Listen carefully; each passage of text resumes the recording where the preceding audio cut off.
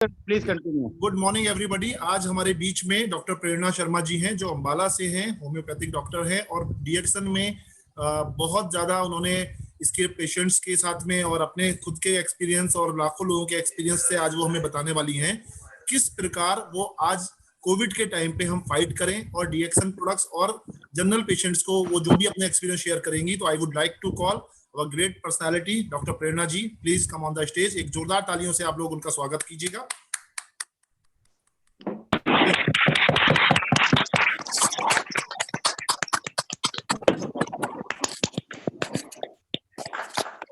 Yes, ma'am.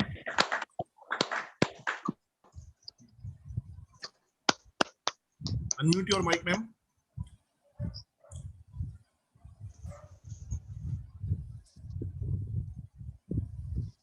So, doctor Prerna ji आ रही हैं अभी। आई थिंक आज एक अपॉर्चुनिटी मिली है उनके माध्यम से हमें कि हम अपने आप को समझ पाए हैं डीएक्सन प्रोडक्ट कितना पावरफुल है और किस तरह से हमारे लोगों को वो हेल्पफुल है और वो उनकी टिप्स और उनकी बातों को हम लोग फॉलो कर पाए। राजीव जी, ये देखिए जरा क्या रहा।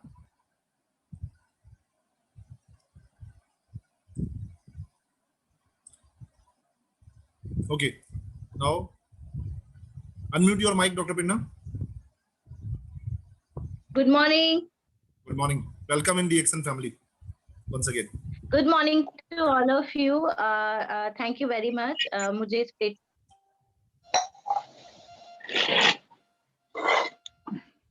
मुझे बुलाने के लिए और मेरे एक्सपीरियंसेस। कोविड की वजह से डॉक्टर्स बहुत ज्यादा बिजी हैं और लोगों को टाइम नहीं मिल पा रहा है। ये मंच मेरे लिए एक F3 ग्रुप या व्हाट्सएप ग्रुप नहीं है, जूम मीटिंग्स नहीं है, ये एक फैमिली ग्रुप है और इसके लिए स्पेशली मैं अभी तक अपने क्लिनिक पर रुकी हुई हूँ।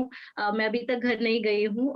तो ये एक फैमिली में हम कैसे अवेयरनेस दे सकते हैं, अपनी फैमिली को कैसे इतने कठिन टाइम में हम सपोर्ट कर सकते हैं, तो इस बारे में हम लोग बात करेंगे कि डीएक्सन ने जो हमें सिखाया है इतने टाइम में वो है कि हम एक परिवार होके कैसे एक दूसरे की मदद कर सकते हैं, चाहे वो फाइनेंशियल सपोर्ट हो, प्रोफेशनली हम सपोर्ट करें, या इस टाइम पर जब हेल्थ इतना डिस्टर्ब है लोगों का, एक कोरोना वायरस जैसी महामारी पूरे दुनिया में है, तो उस चीज में हमें कैसे जो कन्वेंशनल ट्रीटमेंट हो रहा है उसके साथ में डीएक्सन या अदर सपोर्टिव ट्रीटमेंट कैसे हेल्प कर रहे हैं, तो उसके बारे में मैं बताऊंगी। और बहुत ही अच्छा एक्सपीरियंस रहा है मेरा और मुझे लगा कि ये एक्सपीरियंस अगर मैं लोगों तक पहुंचाऊं तो शायद बहुत सारी ऐसी फैमिलीज हैं जिनको मैं हेल्प कर सकती हूँ। सो टाइम वेस्ट ना करते हुए हम स्टार्ट करते हैं कि अगर किसी की फैमिली में कोरोना पॉजिटिव पेशेंट है, कोई पर्सन कोरोना से पॉजिटिव हो जाता है, तो सबसे पहला स्टेप क्या हो सकता है? सबसे पहला स्टेप होता है कि हम कंफ्यूज रहते हैं, हमें लगता है शायद गले में थोड़ी सी खराश है, शायद थोड़ा सा जुकाम हो रहा है, हल्का सा माइल्ड सा फीवर है। तो शुरू के 5 या 6 दिन हम लोग ऐसे ही निकाल देते हैं कभी कभी। तो ये इंडिया में बहुत ज्यादा है क्योंकि हम लोग छोटी मोटी बीमारी को तो कभी कुछ सोचते ही नहीं थे, लगता था कि चाय पी लेंगे या अदरक वाली चाय पी लेंगे या काली मिर्च डाल के पानी चाय पी लेंगे या तुलसी के पत्ते डाल के पी लेंगे तो ये तो ठीक हो जाएगा। लेकिन अभी प्रॉब्लम क्या आई कि जब कोरोना का फेज आया तो जनरल जो फ्लू होता है, खांसी जुकाम होता है, और कोरोना, उसमें डिफरेंशिएशन करना बहुत मुश्किल हो गया। तो सबसे पहली जो चीज सामने आती थी वो ये था कि पेशेंट आया, मैं एक होम्योपैथिक डॉक्टर हूँ और मेरे क्लिनिक में जब पेशेंट्स आते हैं यूजुअली लोग सबसे पहले अप्रोच करते हैं खांसी जुकाम, जो जनरल फ्लू सिम्टम्स होते हैं उनके लिए होम्योपैथी खाना पसंद करते हैं, देन एलोपैथी। तो वहां पर सबसे पहला चैलेंज होता है कि उन लोगों को कन्विंस करना कि आप अपना कोरोना का टेस्ट करवाइए।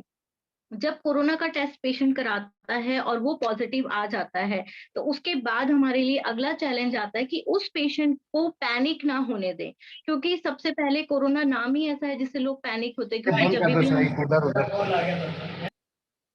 जब भी हम न्यूज़ देखते हैं या टीवी पे कुछ देख रहे हैं, अड़ोस में, पड़ोस में सुन रहे हैं, तो एक बहुत ही शरीर सुन्न हो जाने वाली स्थिति पैदा हो जाती है, क्योंकि इतना मॉर्टेलिटी रेट भी अब इस सेकंड वेव में सामने आया है। फर्स्ट वेव जब आई थी तो लगता था कि इसको रोकना, इसको संभाल पाना बहुत आसान है, लेकिन अभी ऐसा नहीं है। तो कुछ जनरल चीजें जो हम घर में रहकर कर सकते हैं, हम पैनिक ना करें, हम हॉस्पिटल्स की तरफ ना भागे, क्योंकि अभी जो सिचुएशन है वो ये है कि हम थोड़ा सा भी एक गलत स्टेप हमने लिया तो शायद ऐसा हो सकता है कि अभी तो एक ही पेशेंट घर में पॉजिटिव है, शायद जो उसके साथ उसके अटेंडेंट हैं, उसके केयर गिवर्स हैं जो उसकी हेल्प कर रहे हैं, उसके फैमिली मेंबर्स या स्पाउस या अदर फैमिली मेंबर्स, तो उनको भी ना हो जाए। तो ये बहुत बड़ा चैलेंज है। तो इस चीज को समझने के लिए हमें सबसे पहले तो यही एक बात है कि आज के डेट में जो हम बोलते थे, शायद एक सेइंग है कि prevention is better than cure. तो अभी ये सिचुएशन बदल गई है, प्रिवेंशन इज क्योर। हम अभी यहाँ पे पहुंच गए हैं कि अभी क्योर वाला जो सिचुएशन है कि हम डिजीज में जाएंगे एंड देन हमें ट्रीटमेंट मिलेगा और हम क्योर होंगे, वहां पे जाके पूरा साइंस पलट गया है, क्योंकि लोग टेस्ट हो रहे हैं। अभी तो पहले दवाई आई थी कि आइवरमेक्टिन दो, डॉक्सीसाइक्लिन दो, अजिथ्रोमाइसिन दो, आइवरमेक्टिन दो। तो ये सारी जितनी भी दवाइयां हैं, धीरे धीरे ऐसा दिख रहा है कि इनका तो कोई रोल ही नहीं था कोरोना में, तो हमने अपने पेशेंट को क्यों दिया? तो बेसिकली दिया, कुछ लोग हमारे रिकवर भी हुए, लेकिन रियलिटी ये थी कि वो लोग रिकवर इसलिए हो रहे थे क्योंकि मेरी पूरी फैमिली डीएक्सन में है पिछले बहुत सारे टाइम से, और वायरस जो इम्पेक्ट कर रहा है लोगों की बॉडी में, तो हम ये देख रहे हैं मेरे नियर डियर जितने भी लोग हैं वो डीएक्सन कंज्यूम करते हैं। और उन लोगों में अगर कोरोना वायरस हुआ है, वो लोग अगर कोविड पॉजिटिव हुए हैं, मेरे पेशेंट्स हैं या जो लोग पिछले 2-2 साल से 3-3 साल से खा रहे हैं, तो उन लोगों में भी अगर पॉजिटिव आया है तो उनको हम बहुत अच्छे रिजल्ट आए हैं, वो घर में ही क्योर हुए हैं। ऐसा नहीं है कि उनको सिम्टम नहीं आए, ऐसा नहीं है कि उन लोगों को प्रॉब्लम नहीं हुई। फर्स्ट जो फेज होता है 7 दिन का, वो फेज होता है वायरल फेज। तो उसमें नॉर्मल जैसे वायरल जैसे सिम्टम होंगे, आपको फीवर आएगा, आपको खांसी होगा, या कभी कभी खांसी भी नहीं मिल रही है कुछ पेशेंट में। मेरे एक पेशेंट है पूनम जी, शायद मीटिंग में भी है आज वो, तो उनको सिर्फ जुकाम हुआ, उनको सिर्फ रनिंग नोज हुआ और फीवर हुआ। तो बहुत मुश्किल हो जाता है ऐसे केसेस में कि ये क्या, ये सीजनल है या ये कोरोना वायरस पॉजिटिव है। बट उनकी फैमिली में उनके हस्बैंड को कोरोना हुआ था, तो बहुत ज्यादा चांसेस हैं इसके, 100% चांसेस बन जाते हैं कि उनको भी होगा। लेकिन due to some medical conditions वो डीएक्सन के प्रोडक्ट्स बहुत लंबे समय से खा रहे थे, पूनम जी, और उसकी वजह से क्या हुआ, उनको सिम्टम्स बहुत कम आए। उनका जो आरटीपीसीआर लेवल था वो 28 था। बट ऐसा हमेशा नहीं होगा, कभी कभी ऐसा ये भी होगा कि आप वायरल के जो एक्सपोजर आपको हो रहा है वो बहुत ज्यादा हो गया, मतलब किसी चीज के कांटेक्ट में आप बहुत ज्यादा आ गए, तो डेफिनेटली जो आपका रिजल्ट आएगा वो एक्सपोजर ज्यादा होगा। जितना एक्सपोजर होगा उतना ही ज्यादा आपको प्रॉब्लम होगी। तो उसमें सिम्टम्स ज्यादा आएंगे, उसमें आपकी बॉडी में सफरिंग ज्यादा होगी। तो पहले 7 दिन तो बहुत इजीली आप निकाल सकते हो, क्योंकि वो सिंपल वायरल फीवर की तरह ही रहेंगे। लेकिन जो उसके बाद फिर जो 7 दिन होते हैं, यूजुअली हम बोलते हैं कि 8वें दिन से लेके 12वें दिन तक जो टाइम है वो बहुत क्रिटिकल टाइम है। तो उस टाइम में इन्फ्लामेशन होनी शुरू हो जाती है, और वो इन्फ्लामेशन आपके लंग्स तक सीमित नहीं रहती है, वो आगे भी आपकी बॉडी में हो सकती है। तो उस चीज को कम करने के लिए अगर हम देखें तो दवा तो अभी है, दवाई तो हमने अगर हमने अजिथ्रोमाइसिन, अगर हम कन्वेंशनल ट्रीटमेंट की बात करें तो आप अजिथ्रोमाइसिन देते हैं, आप फीवर उतारने की दवाइयां डॉक्टर्स दे रहे हैं। उसके साथ में फिर 5वें दिन के बाद आइवरमेक्टिन पे आ जाते हैं, डॉक्सीसाइक्लाइन पे आ जाते हैं। तो ये इस तरह की जो मेडिसिन है, लेकिन एंटीबायोटिक का रोल भी एक लेवल तक है, उससे ज्यादा अगर फीवर परसिस्ट करता है तब हम क्या करें। तो एक सिचुएशन आती है कि भाई अभी हमारा पेशेंट है, इसको इतना समय हो गया है, बुखार आ रहा है, टूट ही नहीं रहा है बुखार, अब मैं क्या करूं? ऑक्सीजन लेवल हम चेक कर रहे हैं तो वो भी 93 92 आ रहा है या उससे भी लोअर, अब मैं क्या करूं? तो वहां पे पैनिक क्रिएट होता है और आप भागते हो डॉक्टर्स की तरफ। तो अगर आप डीएक्सन में हो और डीएक्सन के बारे में जानते हो तो गैनोडर्मा आपके पास है, आपके पास नोनी है, आपके पास स्पिरुलिना है, ये 3 प्रोडक्ट्स हैं। कैसे देना है आपको अपने पेशेंट को?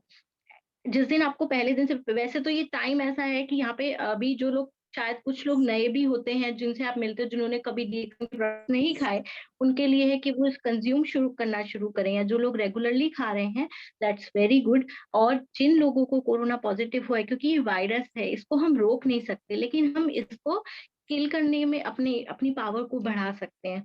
तो उसमें क्या कर सकते हो आप?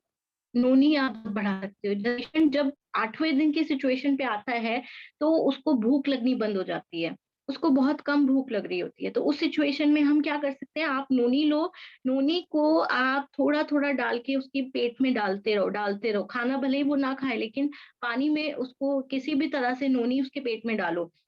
इन्फ्लामेशन को कम करेगा, और ये जो फेज है, ये है ही इन्फ्लामेशन का फेज। ये इन्फ्लामेशन जैसे ही रिड्यूस होगी आपकी बॉडी से, आपको हेल्प होनी शुरू हो जाएगी। दूसरा बात, आप जीएल का को बहुत ज्यादा बढ़ाओ, क्योंकि बहुत सारे लोग हैं जिनका ऑक्सीजन लेवल कम हो रहा है, और ये बहुत ही ऐसी सिचुएशन है जिसमें लोग बोलते हैं मैडम दवाई दो, मेडिसिन दो। डेफिनेटली मेडिसिन हेल्प करती है, होम्योपैथिक मेडिसिन बहुत अच्छे से हेल्प कर रही हैं, लेकिन अगर बॉडी में ताकत नहीं होगी, बॉडी में आप डाइट नहीं डालोगे तो कैसे हेल्प करेगी? हर चीज के लिए, हर चीज के फंक्शनिंग के लिए, चाहे वो एलोपैथिक मेडिसिन हो चाहे वो होम्योपैथिक मेडिसिन हो, आपके शरीर में डाइट होना इम्पोर्टेंट है। तो डाइट में अगर पेशेंट आपका खाना नहीं खा पा रहा है तो आप क्या कर सकते हो? उस सिचुएशन में आप कर सकते हो, आप जीएल के पाउडर को निकालो, कैप्सूल को निकालो, या डायरेक्टली आप पाउडर फॉर्म में लो। तो आप उसको घोल घोल के पेशेंट को दे सकते हो, जैसे कि आप चाय में दे सकते हो, कॉफी में दे सकते हो, है ना, या नोनी में आप डाल के दे सकते हो, क्योंकि जीएल कड़वा नहीं होता है। क्योंकि इसमें सबसे बड़ी प्रॉब्लम क्या है, पेशेंट का टेस्ट भी खराब हो जाता है। बहुत आगे जाके ये भी सिचुएशन मिली है देखने को कि टेस्ट नहीं आ रहा है पेशेंट को। ये सिचुएशन भी मिलती है पेशेंट को कि उसको स्मेल नहीं आ रही है, लेकिन एक सिचुएशन ये भी मिलती है कि उसका टेस्ट बहुत कड़वा हो जाता है, उसको चीजें अच्छी नहीं लगती। तो जब अच्छा नहीं लगे वो खाएगा नहीं। तो और लंबे फीवर में, जब 14 डेज आपको फीवर होता है, तो उस सिचुएशन में बहुत मुश्किल हो जाती है खाना खाना, डाइट लेना। तो उस सिचुएशन में खाना ही नहीं खा रहा है, रोटी नहीं खा रहा आपका पेशेंट, दाल चावल कुछ नहीं पेट में जा रहा है, तो कैसे वो जिंदा रह सकता है? उस वायरस को भी किल करना है, और आपको अपनी अपनी इम्यूनिटी भी बना के रखनी है, और बंदा फीवर में है, ऑक्सीजन लेवल उसका कम हो रहा है, उसका बीपी फ्लक्चुएट कर रहा है, उसका शुगर फ्लक्चुएट कर रहा है। तो इन सारी सिचुएशंस में आपने ये बात बहुत अच्छे से ध्यान रखनी है। नोनी और जीएल आप घोल घोल के दो अपने पेशेंट को, हर थोड़ी देर में जितना कोशिश कर सकते हो तो एक एक चम्मच करके उसके मुंह में डालते रहो। ये संजीवनी बूटी का काम करेगा। जैसे हमारे पुराने जमाने में करते थे कि गंगा जल और तुलसी का पत्ता डालते थे ना पेशेंट के, तो ये वही चीज है, मतलब संजीवनी बूटी का काम करेगा। अगर आप ये कर सकते हो तो आपको, आपका पेशेंट अगर खाना नहीं खा रहा है तो भी आपके पेशेंट का जो ऑक्सीजन लेवल है वो उसमें काफी हेल्प करेगा, क्योंकि हम सब जानते हैं जीएल में बहुत ज्यादा पावर है और ऑक्सीजन कैरिंग कैपेसिटी को भी बढ़ाता है, और ये फूड है, ये कोई दवा नहीं है। दूसरा, उसके बाद आता है आरजी। आरजी क्या करेगा? आरजी कड़वा होता है, तो आरजी नॉर्मली पेशेंट घोल के नहीं ले पा रहा है, तो कोशिश करो कि जेल वो घोल के ले ले, क्योंकि इतना कैप्सूल कंज्यूम करना बहुत मुश्किल है। तो आरजी आप कैप्सूल फॉर्म में उसको स्वेलो करा सकते हो, तो वो बहुत ज्यादा हेल्पफुल होगा, क्योंकि कड़वा है, टेस्ट बहुत बिटर हो रहा है, पेशेंट नहीं ले पा रहा है। ये सब मैं एक्सपीरियंस से बोल रही हूँ, क्योंकि मैं पेशेंट्स को दे रही हूँ। ये मेरा एक्सपीरियंस है, ये ऐसा कुछ नहीं है कि मैं यहाँ से वीडियो देखा, वहां से वीडियो देखा और कोविड की इंफॉर्मेशन लेके हम लोग आ रहे हैं। तो नॉन मेडिकोस की बातें आप मत सुनिए, क्योंकि बहुत सारी बातें ऐसी हैं जो कंट्राडिक्टरी होती हैं। हर पेशेंट पे हम एक सा रूल फॉलो नहीं कर पाते हैं, हम एक सी चीज नहीं दे सकते हर पेशेंट को, हर पेशेंट को समझना बहुत ज्यादा जरूरी है। और ये एक चीज है कि बिकॉज मैंने पहले ही बोला है मीटिंग शुरू होने से पहले कि डीएक्सन में जितने भी लोग हैं, आरबीसी प्लेटफॉर्म पे, F3 प्लेटफॉर्म पे, हम सब एक फैमिली हैं। एनी टाइम अगर किसी को कोविड का पॉजिटिव है तो वो मुझे कॉल करके अपनी डोजेस पूछ सकता है। साथ में जो भी कन्वेंशनल ट्रीटमेंट आप ले रहे हो वो साथ में ले सकते हो, और सपोर्टिव ट्रीटमेंट में अगर आपको सिम्टोमैटिक कुछ सिचुएशन है, ऐसा हो रहा है कि मुझे सिम्टम्स आ रहे हैं और उस सिम्टम में मुझे पर्टिकुलर रिलीफ नहीं मिल रहा है, क्योंकि ये एक डाइट है। हो सकता है कुछ बॉडी में ऐसी पैथोलॉजीज बने जहां पर आपको मेडिसिन की जरूरत हो, या जैसे कि डिजीनेस बहुत हो रही है, डॉक्टर साहब मैं क्या करूं। अजय अजय गोरखपुर से अजय आज जुड़े हैं हमारे साथ, उनको सेम प्रॉब्लम थी, कोविड पॉजिटिव पेशेंट थे, और उनके साथ हुआ कि उनको बहुत डिजीनेस रहने लगी। उन्होंने बोला मुझे ऐसा लगता है कि सर घूमता रहता है, चक्कर से रहते हैं, डॉक्टर साहब मैं क्या करूं। तो कुछ होम्योपैथिक मेडिसिन मैंने उनको बताई और उनसे उन्हें बहुत हेल्प मिली। तो बहुत सारी जगह पे आके हमें सिम्टोमेटिक ट्रीटमेंट की भी जरूरत पड़ेगी, शायद हो सकता है बहुत माइन्यूट सी डोजेस आपके पेशेंट को बहुत ज्यादा हेल्प कर जाए। तो ये चीज के लिए आपके लिए मेरा फोन नंबर अवेलेबल हम करा सकते हैं। आप कभी भी एनी टाइम अपनी प्रॉब्लम, अपनी क्वेरी मुझे बता सकते हो, मैं डेफिनेटली हेल्प करूंगी जितना मैं कर सकती हूँ।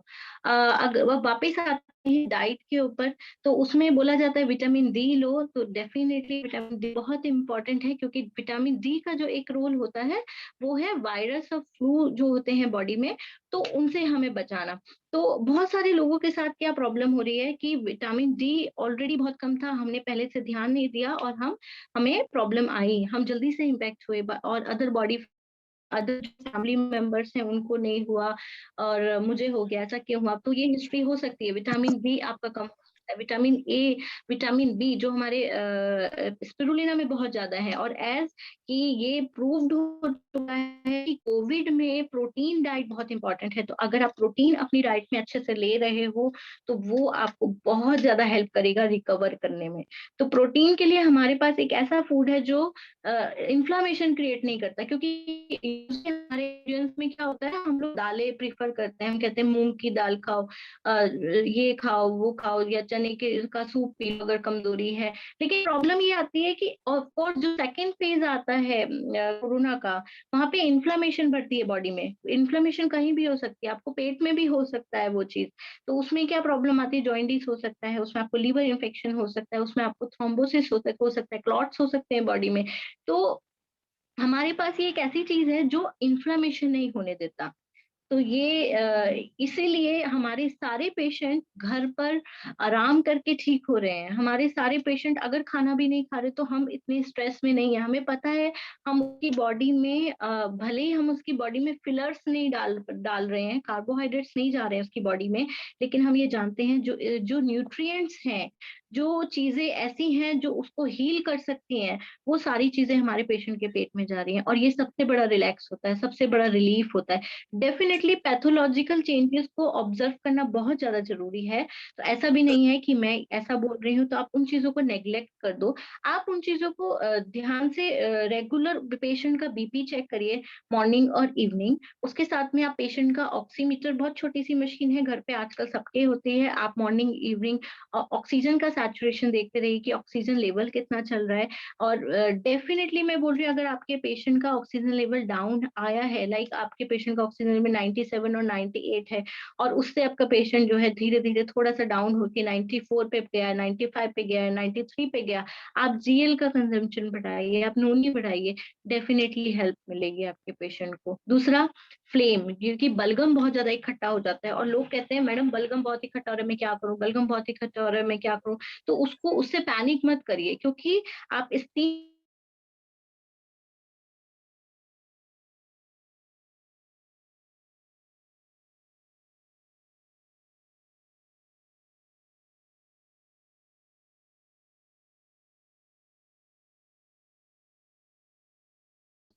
मेडिसिन लिए पॉसिबल नहीं। अगर ज्यादा प्रॉब्लम है कि आप डॉक्टर से मिलिए, डॉक्टर से बात करिए, और कोई स्टीरॉइड इमरजेंसी में अगर हमें जरूरत पड़ती है तो डेफिनेटली हम ले सकते हैं। लेकिन उसी के साथ में बहुत सारी ऐसी मेडिसिन हैं जो पेशेंट्स को हेल्प कर रही हैं, और फ्लेम को बाहर निकालने में, करने में बहुत ज्यादा हेल्प करते हैं। प्लीज अपना माइक बंद कर दीजिए, डिस्टर्बेंस कंटिन्यू बना हुआ है। तो ये बहुत ज़्यादा हेल्प करता है। तो अगर आपका बलगम बार-बार बन रहा है, तो उस बलगम को आप कोशिश करिए स्टीम से निकालें, कोशिश करिए होम्योपैथिक मेडिसिन्स आप लें। और ये जो स्टेज है, ये ऐसा नहीं है कि इस स्टेज में अगर हम एलोपैथिक मेडिसिन ले रहे हैं, उसके साथ में होम्योपैथी नहीं ले सकते, वो भी आप ले सकते हो, तो वो भी हेल्प करेगा। तो इन्फ्लेमेशन जो जैसे-जैसे हमारी बॉडी से कम होती जाएगी, हम रिकवर होते जाएँगे। और ये पीरियड जो है 14 दिन अप्रॉक्सिमेटली लेता ही है।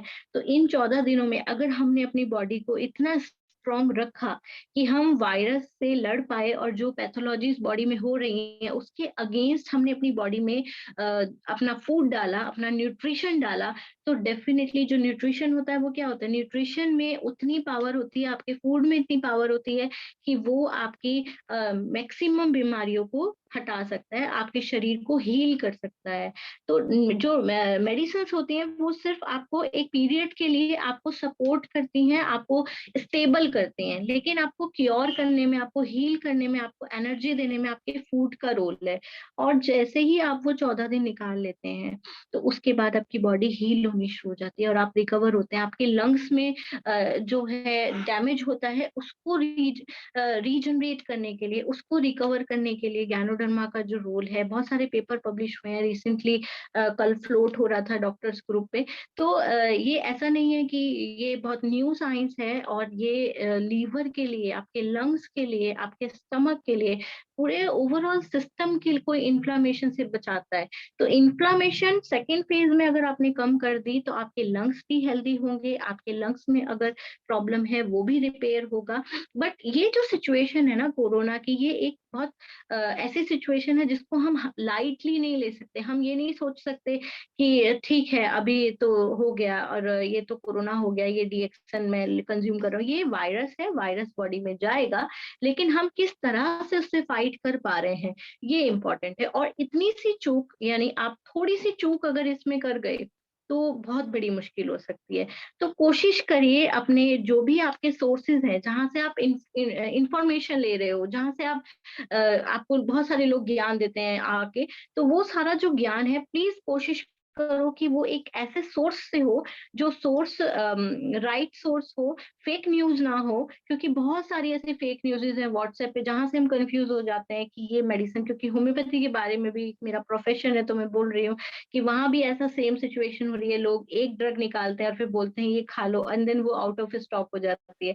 तो ऐसा नहीं है, हर पेशेंट अलग है। पेशेंट को, किसी को ड्राई कफ हो रहा है, किसी को बलगम वाला है, तो हर सिचुएशन में हमें अलग मेडिसिन बताना होगा। लेकिन डीएक्सन का क्या ब्यूटी है कि हम हर पेशेंट को दे सकते हैं। और जिनको कोरोना नहीं हुआ है, जो केयर कर रहे हैं कोरोना पेशेंट की, वो लोग डेफिनेटली खाएं, और वो कम डोजेस में ले सकते हैं, 6 पेयर तक जा सकते हैं वो लोग। लेकिन जिनको हुआ है वो 12 to 15 पेयर जरूर लें। और निर्मल जी आए हैं मीटिंग में, और अगर वो हैं तो प्लीज अपना माइक ऑन करके यस और ये बोले, गुड मॉर्निंग बोले यस, सबको। और गुड मॉर्निंग पूनम जी डिएक्सन। आइए। गुड मॉर्निंग जी, गुड मॉर्निंग। तो प्लीज पूनम जी, आप ये मेरे पेशेंट हैं, और इन्होंने अपने आप को कोरोना से अपने घर में ही ठीक किया है। और मैं चाहूंगी कि आज ये अपना एक्सपीरियंस आप सबके साथ शेयर करें कि इन्होंने और इनके हस्बैंड ने, दोनों ने अपने बच्चे को कैसे कोरोना से बचाया, कैसे इस वायरस के प्रभाव से उस बच्चे को दूर रखा, और कैसे डीएक्सन ने, होम्योपैथी ने इनको हेल्प किया। सो प्लीज पूनम जी, अपने एक्सपीरियंसेस कुछ हमारी ऑडियंस को बताइए। Good morning DXN. मेरे गुड हस्बैंड को मॉर्निंग। कोरोना था, तो वो एक कमीशन एजेंट है, उनको कोरोना काफी हद तक वो डाउन हो गए थे एक लेवल पे। तो डॉक्टर प्रेरणा ने हमें गाइड किया, ये डिएक्सन के प्रोडक्ट हम पहले भी लेते थे आरजीएल वगैरह, लेकिन उस टाइम पे इनकी डोज काफी हाई की, तो इनको काफी बेनिफिट हुआ। इनका बीपी लेवल, शुगर, अदर मतलब कोई भी ऐसी प्रॉब्लम नहीं है इनको, इनकी ऑक्सीजन लेवल भी सही रहा, और इन्होंने 7-8 डे में रिकवर कर लिया। उसके बाद मुझ में मतलब इसके सिम्टम बहुत कम थे, जैसे फीवर अब हुआ मुझे, तो कंफ्यूज थी मैं कि शायद मुझे नहीं है, क्योंकि फीवर था और कोई नहीं था इसमें वो। तो मैंने चेकअप कराया, तो उसमें मेरी भी रिपोर्ट पॉजिटिव आई। मैं काफी टाइम से ले रही थी आरजीएल वगैरह, तो मुझे रिकवर करने में सिर्फ 4 या 5 दिन लगे। और डॉक्टर प्रेरणा की होम्योपैथिक मेडिसिन तो हमारे साथ थी। और मेरे हस्बैंड का क्या है, वो तो एलोपैथिक लेना ही नहीं चाहते हाँ, तो ये इस तरह के रिजल्ट बहुत सारे हैं, लेकिन ये एक ऐसा नहीं है कि मैं ऐसा बोलूं कि इनके साथ ऐसा हुआ है तो मेरे थर्ड पेशेंट के साथ भी वैसा होगा, ऐसा नहीं है। सबकी बॉडी अलग है, आपका सिस्टम अलग है, आपकी बॉडी में अंदर क्या पैथोलॉजीज हैं ऑलरेडी उस पर डिपेंड करता है कि आपकी बॉडी में अगर वायरस जाता है तो किस तरह से रिएक्ट करता है। तो ये चीजें हम इंडिविजुअली जो है अगर हम डील करें, हम टच में रहे डॉक्टर्स के, और अगर हमें कहीं पर भी ऐसा लगता है कि हम कंफ्यूज हो रहे हैं या हम कोई मिस्टेक कर रहे हैं तो डेफिनेटली हमें उसे क्रॉस चेक करना चाहिए। और केवल एक एक्सपीरियंस या किसी और के एक्सपीरियंस से हम कोरोना की जो एक्सपीरियंस है या वो पेशेंट क्या फील कर रहा है हम इसको आइडेंटिफाई नहीं कर सकते। सबके एक्सपीरियंसेस अलग हैं, सबके फीलिंग, किसी को भूख लग रही है, किसी को बहुत ज्यादा लग रही है, किसी को बिल्कुल भी नहीं लग रही है, ठीक है, कोई डिजीनेस फील कर रहा है, कोई सोए जा रहा है, कोई जाग रहा है, कोई एक्टिव है। तो ये सबका एक अलग अलग सिस्टम है, लेकिन रिएक्शन सबको हमें देना है और बराबर मात्रा में देना है। हो सकता है किसी को लंग्स में इन्फेक्शन कम हो, किसी का डैमेज कम हो और वो बहुत जल्दी रिकवर हो, किसी का डैमेज ज्यादा हो और वो जल्दी हो। तो ये डिपेंड करता है एक्सपोजर कितना था हमें, या हमारी बॉडी में जो प्रीवियस पैथोलॉजीज थी वो किस तरह से थी। एजिंग पे भी डिपेंड करता है। अब जो पूनम जी हैं ये बहुत यंग एज के लोग हैं, हार्डली 33 है इनके हस्बैंड, तो इस तरह की एज के लोग बहुत जल्दी रिकवर कर जाते हैं। और जो ओल्ड एज पेशेंट्स हैं, या अब तो बच्चों में भी बहुत ज्यादा सिम्टम मिल रहे हैं, जैसे पेट दर्द है, तो हम कंफ्यूज हो जाते हैं कि नहीं इसमें तो खांसी होती है, पेट दर्द तो होता ही नहीं है। लेकिन अब न्यू ये सिचुएशन बनी है कि पेट दर्द लेके आ रहे हैं बच्चे, फीवर हो रहा है उनको। तो एक नेग्लेक्ट नहीं होना चाहिए, और नेग्लेक्ट करने के लिए भी सिचुएशन ये होती है कि बहुत माइल्ड चीजों के लिए हम पैनिक करके हॉस्पिटल भी नहीं जा सकते हैं। तो आप अपनी डीएक्सन के जो डोजेज आप ले रहे हैं उन पर ध्यान दीजिए। वो डोजेज आपकी बॉडी में इन्फ्लामेशन को रोकेंगी, और वायरल के जो सिम्टम्स फर्स्ट 7 डेज आते हैं वो डेफिनेटली कम हो जाते हैं, लेकिन उसके बाद का जो फेज है वो बहुत इंपॉर्टेंट है। तो अगर आपको पहले दिन ही साइन आ रहा है, उसी दिन आपको अपने आप को प्रिपेयर करना है कि मुझे अपनी डोजेस बढ़ा लेनी है। जैसे ही आप अपनी डोजेस बढ़ाएंगे, प्रिवेंशन की तरफ ध्यान देंगे, अपनी फैमिली को बिल्कुल अलग कर दो, थोड़ा सा आइसोलेट करो। ऐसा नहीं कि हमें माइल्ड सिम्टम है और हम ये सोच रहे हैं नहीं सीजनल फ्लू है, क्योंकि अभी टाइम नहीं है ये सोचने का कि मैं अभी सोचूंगी ये सीजनल फ्लू है। तो अभी आप अपने आप को क्वारंटाइन करो। वॉशरूम आप कोशिश करो, जिनके घर में एक है तो वहां पे आप कोशिश कर सकते हो, आप एब्जॉर्ब फैन लगा दो और थोड़ा 1 घंटे का गैप रखें, 2 घंटे का गैप रखें, अच्छे से फ्लश करें। क्योंकि अभी रिसेंट जो चीजें सामने आ रही है वो ये है कि ये टॉयलेट में जो आप पॉटी जाते हैं तो वो उससे भी ये फैल सकता है अगर वो वायरस है। तो वो भी एक सिचुएशन है। तो जिनके घर में 2 टॉयलेट हैं तो वो कोशिश करें कि कोविड पेशेंट अगर है तो उसका सेपरेट हो जाए थोड़े टाइम। तो ये भी ध्यान रखने वाली बात है। वॉक के लिए जरूर ध्यान रखें। अगर आपका एक फेज है, आप 8, 10, 9, 4 जिस भी डे में आप पहुंच गए हो, छोटी छोटी वॉक 3 मिनट 6 मिनट आप अपने रूम में करते रहें। कोशिश करें कि उसके बाद आपका जो ऑक्सीजन लेवल है वो मेजर करें, 2-3 पॉइंट से ज्यादा ना गिरे। और मतलब जो मेरा एक्सपीरियंस ये रहा है कि मुझे अभी तक ये जरूरत नहीं पड़ी है एक्सट्रीम केसेस में भी कि हमें ऑक्सीजन के लिए भागना पड़ा हो या हमें बोलना पड़ा हो कि आप ऑक्सीजन के लिए जाओ, भी हमारे बस की नहीं है। टच वुड, हम बाय गॉड ग्रेस और डॉक्टर लिम ने इतने अच्छे प्रोडक्ट्स हमारी लाइफ में हमें दिए हैं जिससे अगर शायद हो सकता है कि मैं पूरे बहुत लोगों का तो भला नहीं कर पा रहे हम लोग, लेकिन अपने परिवार में जो हम सब हैं, जो एक दूसरे को सुन रहे हैं, एक दूसरे को जान रहे हैं, अगर हम उन लोगों को ही हेल्प कर दें और हमारी टीम से कोई भी इंसान कोई भी पेशेंट जो है ऑक्सीजन के लिए ना भागे, तो ये इससे बड़ा अचीवमेंट हमारी लाइफ में नहीं हो सकता है। तो डीएक्सन के प्रोडक्ट्स कंज्यूम करना है फर्स्ट डे से, चाहे आपको माइल्ड साइन है या आपको पूरे साइन आ रहे हैं। प्लीज इस बात का ध्यान रखिए कि फर्स्ट डे कोई लापरवाही नहीं, किसी आपको ये सोचना नहीं है कि मुझे सीजनल फ्लू होगा या मुझे क्या होगा। सिम्टम आया है फटाफट से डोज बढ़ाइए, और अदर कोई सिम्टम है तो उसके लिए आप मुझसे कांटेक्ट कर सकते हो। मैं कुछ होम्योपैथिक मेडिसिन आपको डेफिनेटली बता सकती हूँ जो हमें हेल्प कर रही हैं इस कोरोना के टाइम में। So thank you very much. I hope कि ये जो इंफॉर्मेशन है और आपका पैनिक को कम कर पाई हूँ मैं, और ये जो घबराहट है कोरोना की कि कैसे हम अपने पेशेंट को मैनेज करें। तो आप डीएक्सन की डोजेस को हर थोड़ी देर में अपने पेशेंट के मुंह में डालते रहिए और आप मिरेकल देखेंगे। Thank you. Thank you doctor साहिबा। क्योंकि जो आज की आई होप कि पापा की प्रॉपर्टी लगी हो आज और आप लोगों को लगे कि कुछ हद तक 1% में उनके जैसी इंफॉर्मेशन आप तक पहुंचा पाई हूँ, क्योंकि आप उनको बहुत मिस कर रहे हैं और काफी टाइम से वो आपके साथ नहीं जुड़ पाए हैं और आज शायद वो मीटिंग सुन रहे हैं। तो उनकी हेल्थ के लिए मुझे लगता है हम सबको विश करना चाहिए और जल्दी से रिकवर हो और हमारे साथ जुड़े। नो डाउट गुरुजी के साथ हम सबकी विशेष है कि वो जल्दी से जल्दी अपनी हेल्थ इंप्रूव करके जो हमारा 9 तारीख का प्रोग्राम है हम उन सब के साथ और उन खासकर गुरुजी के साथ इस सेलिब्रेशन को बहुत अच्छे से सेलिब्रेट करें। और जैसा कि आपने कहा कि आपने गुरुजी जैसी इंफॉर्मेशन दी, इसमें हमें कहीं से कहीं तक कोई दो राय नहीं है कि आप उनका जब अक्ष हो तो नेचुरली है कि आप में उनकी झलक भी मिलेगी और उन जैसी इंफॉर्मेशन भी हमें आपसे जरूर प्रोवाइड होगी और हुई भी है। और जैसा कि डॉक्टर प्रेरणा ने आप सबको बार बार एक ही बात कही है कि आपने इसके किसी भी सिम्टम को हल्के से नहीं लेना है और अगर आप में सिम्टम है तो उस टाइम में आपने एक एवरेज डोज जो बताई गई है, मैं डॉक्टर प्रेरणा से रिक्वेस्ट भी करूंगी कि वो थोड़ा सा कि जिनको कोरोना है वो क्या डोज ले और जिनको नहीं है वो क्या ले, क्योंकि फिर वो बढ़ानी भी है। अगर आप एक एवरेज ही आपको नहीं पता होगा तो उसमें थोड़ी सी हमें दिक्कत होगी। तो प्लीज डॉक्टर आप इस चीज को थोड़ा सा डिफाइन करें कि जिन लोगों को एक एवरेज हम रूटीन में इस मतलब पैनिक टाइम में हम क्या एक एवरेज अपनी डोज रखें और अगर कहीं हमें कहीं सिम्टम शो होता है तो फिर उसके बाद क्या डोज हम ले। आप सबसे पहले तो आप स्पिरुलिना, आरजीजीएल और अपना ये दोनों ही प्रोडक्ट को कम से कम 6 पेयर लेना है। आप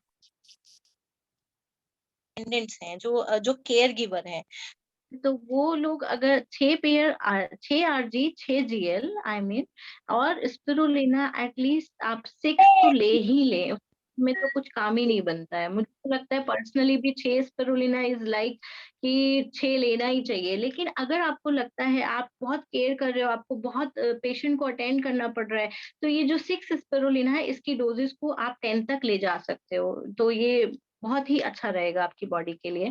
दूसरा, जिसको कोरोना हो गया है उसके केस में है 30 ml मोरेंजी मॉर्निंग, 30 ml मोरेंजी दोपहर को और 30 ml मोरेंजी रात को। तो ये 30 ml वाला कॉन्सेप्ट याद रखो। अगर आप इससे ज्यादा दे पा रहे, क्योंकि पेशेंट खा नहीं पाता है तो ले नहीं पाता है बार बार, तो कोशिश कर एटलीस्ट मिनिमम की बॉडी में जाए। और इससे ऊपर अगर दे सकते हो, जैसे मैंने बोला हर थोड़ी देर में मुंह में डालो, तो वो बेस्ट है।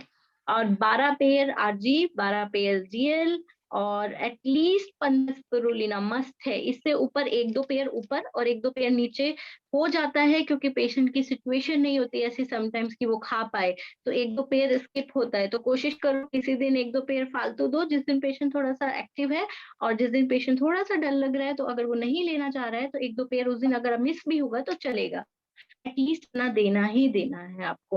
दूसरा, पानी का बहुत ध्यान रखना है, वाटर इनटेक बहुत अच्छा होना चाहिए। अगर पेशेंट का बीपी लेवल डाउन जा रहा है तो ओआरएस या इस तरह की चीजें आप वाटर इनटेक उसका बढ़ा सकते हो। तो डिहाइड्रेशन बिल्कुल नहीं होना चाहिए, क्योंकि हम हैवी डोजेस में